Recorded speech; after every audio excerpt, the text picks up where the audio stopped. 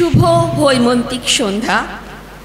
স্যারকে এবং ম্যাডামকে আমাদের আন্তরিক প্রণাম এবং শ্রদ্ধা জানাই। আজকে আমাদের যৌথ নিবেদন বড় লোকের বড় অসুখ, লিখেছেন সুজান মিঠি। কদম, এই কদম, বলি শোন না একবার। আরে কি বলো তো, এতবার ডেকেই চলেছ আমার এদিকে মেলা কাজ। কাজ একেবারে দেখে কে? ওই তো থপ থপ করে দুটো কাপড় কাচবি, আর খড় খড় করে একটু ঝাড় দিবি, আর ওই কটা মাত্র বাসন। খুব যে বড় বড় কথা। বলি একদিন করো না, তাহলে আমি তো একটু মুক্তি পাই। হ্যাঁ কদম, বাড়াবাড়ি করবি না, একদম বলে দিচ্ছি। আহা, ভালোবেসে দুটো কথা বলবো বলে ডাকি, আর ওনার তাতে ভাব বাড়ে। ও শোনো দিদিমা, তোমার বাড়ি ছাড়াও না আমার আরো দুটো বাড়ি করে তবে নিজের বাড়ি যেতে পারি। বলি আমারও তো সংসার ধর্ম কিছু আছে নাকি? এই কদম, কদম রে, শোন না। বলো কি হয়েছে বলো। এই তোর বৌদিমণি রে, মনে হয় স্নানে গেছে। আমাকে ফ্রিজ খুলে একটু মিষ্টি এনে দে না রে। ও বাবা, এত সুগার প্যাশন নিয়ে তুমি মিষ্টি খাবে? আরে জানিস না, বৌমার ভাই দিল্লি থেকে নিয়ে এসেছে, সে নাকি দারুণ খেতে। আচ্ছা, আমাকে তো একটু দিতে পারে বল? আরে মরণ এলে তো ঠিকই মরতে হবে, তার আগে এই ছোট ছোট ইচ্ছেগুলোকে মনের মধ্যে মেরে ফেলবো, তুই বল। আর ওই বৌদিমণি যদি জানতে পারে? আরে না না, পারবে না, এই অল্প একটু আনবি। কিন্তু দিদিমা, এতে তোমার শরীর খারাপ করলে কি হবে বলো দিদি? দূর, কিচ্ছু হবে না। কত যেন ভালো আছি আমি। দুটো কথা বলার কেউ নেই রে আমার। সারাদিন জানলা দিয়ে তাকিয়ে বসে থাকি, হাওয়ার সঙ্গে কথা বলি। জানিস, গাড়িগুলো যায় হুস হুস করে, কেউ দাঁড়ায় না, কেউ কথা বলে না। আর তোর দাদাবাবু, আমার ছেলেটারে, শেষ কবে আমার ঘরে এসেছিল কি জানি, মনে পড়ে না। আর তোর বৌদিমণি তো স্কুল এনজিও নিয়েই থাকে। না গো দিদিমা, আমরা গরিব হতে পারি, কিন্তু মনের কথা বলার লোক আমাদের আছে। বাড়ি ফিরলেই খোকাটা সুইটে আসে, শাউরি মা বসে থাকে পান্তা নিয়ে, আমি গেলে তবে পান্তা বাড়ে। সেই জন্যই তো বলি কদম, টাকা থাকলেই সুখ থাকে না রে। ঠিক কইছো। ওই তোমাদের পাশের বাড়ির ওই জেঠিমা, ওর তো আরো খারাপ অবস্থা। কার কথা বলছিস? মিসেস স্যান্ডালে? হ্যাঁ, অনেকদিন দেখা সাক্ষাৎ নেই, তা কেমন আছেন উনি? ওই তোমার মতোই, তোমার ছেলে বউ ঘরে থেকে তুমি একা, আর ওনার ছেলে বউ বিদেশে থেকে উনি একা। কত কিছু যে ইচ্ছে করে রে কদম। জানিস, একজোড়া ভালো জুতো আমার তোলা আছে, কোনোদিন সে পরে কোথাও যাওয়া হলো না। কেন? ওই যে আগের বার হসপিটাল গেলে তখন পড়ো নাই? আরে দূর, তখন তো অসুস্থ ছিলাম। তবে যাই বলো দিদিমা, এই বয়সেও তোমার যা রূপ, ওই তোমার বউ তোমার ধারে কাছে আসবে না। কদম, খবরদার বলছি, আমার বৌমাকে নিয়ে একদম বাজে কথা বলবি না। ওর কত গুণ, গুণ দেখতে নিয়ে কি হবে?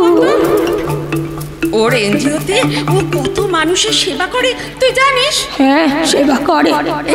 এই তো সেদিন ফোনে যেন কাকে বলছিল একটা বৃদ্ধাশ্রম নাকি বানাবে। বয়স্ক মানুষের বাড়ি বাড়ি এত অবহেলা ও সহ্য করতে পারে না। ওই বৃদ্ধাশ্রমে না তোমার এই প্রথমে রেখে আসবে, দেখে নিও, আমি বলে দিলুম। বারবার বলছি তোর কিন্তু স্পর্ধা দিন দিন বেড়ে যাচ্ছে। আচ্ছা, তোকে ভালোবাসি বলে তুই আমার বাড়ির বউকে নিয়ে বাজে কথা বলবি? বুড়ির আবার মানে লেগেছে। বেশ বেশ, আমি গেলুম। আমার কাজগুলো তো তুমি বা তোমার বৌমা কেউ করবে না, আমাকেই করতে হবে। গেলুম, আমি গেলুম। কদম রে, শোন না শোন না। না না, আমি আসবোই না। রাগ করিস না বাবা, আয় আর একটি বাড়ায়। না, আমি আসবো না। আমি এখন জন জন করে বাসন মাজবো। আরে শোন না, শোন, আমি যে বলেছিলাম না তোকে ওই মিষ্টিটার কথা। ওফ দিদিমা, আবার সেই মিষ্টি। আচ্ছা বেশ বেশ, তুমি বসো, আমি দেখছি আনতে পারি কিনা। হ্যাঁ হ্যাঁ হ্যাঁ, ওই ফ্রিজটা খোল, দেখ দেখ সামনেই আছে। হ্যাঁ হ্যাঁ, ওই বাক্সটা দিয়ে আছে। আহ, দিল্লির মিষ্টি, দে দে কদম দে, দুটো খাই। দাঁড়াও দাঁড়াও, এই এই নাও নাও নাও দিনি, খাও। খেয়ে মনটা একটু ঠান্ডা করো। আর কদিনই বা বাঁচবে, তুমি খাও, আমি যাই কাজগুলো সেরে ফেলি। কদম কদম, শোন না শোন না একটু। আবার কেন ডাকছো দিদিমা? আচ্ছা বলো তো, এই তোমার সঙ্গে গপ্প করলে আমার চলবে? এত কাজ বাকি আমার। এই যা তো যা, তোর ব্যাগটা নিয়ে আয় দেখি মা। কেন, ব্যাগ দিয়ে কি হবে? হ্যাঁ, এই যা বলছি কর। দাঁড়াও দেখছি। এই নাও, এই নাও, এই আমার ব্যাগ নাও। বেশ বেশ, যা ওই আলমারিটা খোল এবার। এই নে চাবিটা নে। ওরে ভগবান, আবার আলমারি খুলতে হবে? এই পায়ের ব্যথায় নিজে উঠতে পারবা না, আর সব কিছুতে এই কদম, এটা কর ওটা কর। আবার তুমি ঝগড়া করতেও আমার সাথে ছাড়বা না। এই শোন না শোন, একেবারে নিচের দিকে প্লাস্টিকে জড়ানো আমার দুটো নতুন জুতো আছে, যা বাবা নিয়ে আয় একটু। ও বাবা, এখানে জুতো পরে কোথায় যাবে গো দিদিমা? ডিস্কো যাবে নাকি? কদম, ফাজলামি করিস না, নিয়ে আয় যা বলছি। দাঁড়াও দাঁড়াও, আনছি। এই নাও, এই নাও এনেছি। আচ্ছা আচ্ছা বেশ, এবার এটা তোর ব্যাগে ভরে ফেল। হ্যাঁ, কি বলছো কি দিদিমা? তোমার তো শখের জুতো একবারও পরনি, এ আমি কেমনে ব্যাগে ভরে নেব? না না, আমি নেব না। যা বলছি। না না দিদিমা, আমি নিতেই পারবো না। শোন শোন বাবা, আমার পায়ে ব্যথা, নড়ার ক্ষমতা নেই, ওই জুতোয় আমার আর কি কাজ বল দেখি। আর শোন, এই মিষ্টিটাও নেই। হ্যাঁ, তোর ছেলেকে দিস, বলিস দিল্লির মিষ্টি খেয়ে দেখ বেটা, খেয়ে দেখ। কিন্তু আমায় ছেড়ে কোনোদিন দিল্লি যাস না বাবা।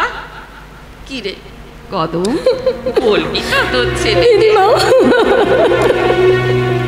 ও দিদিমা, তুমি মিষ্টি খাবে বলে আমারে দিয়ে বার করালে, সব মিষ্টি আমারে দিয়ে দিছো।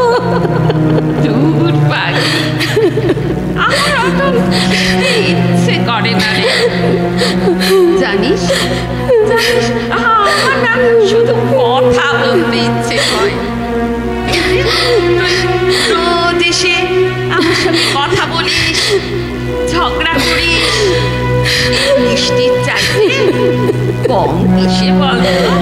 দিদিমা, ও দিদিমা, এই শোন শোন বাবা, বৌমা হয়ে গেছে বোধহয়। যা যা, কাজগুলো শেষ করে নে।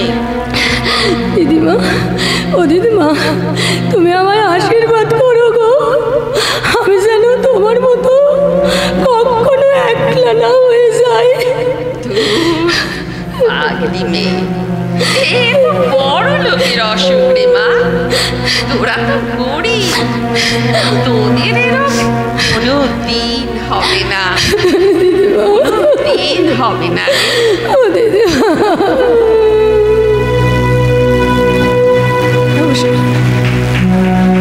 নমস্কার। আমরা চাই, আমি এবং আমরা মৌমিতা আমাদের তরফ থেকে বলছি, এই সভায় যারা আছেন এবং এই সভার বাইরে তাবৎ দুনিয়ার কারোর যেন কদমের দিদিমার মতো অবস্থা না হয়। আমাদের মৃত্যুর শেষ দিন অবধি আমরা যেন দুটো কথা বলার মানুষ অবশ্যই পাই। নমস্কার। নমস্কার।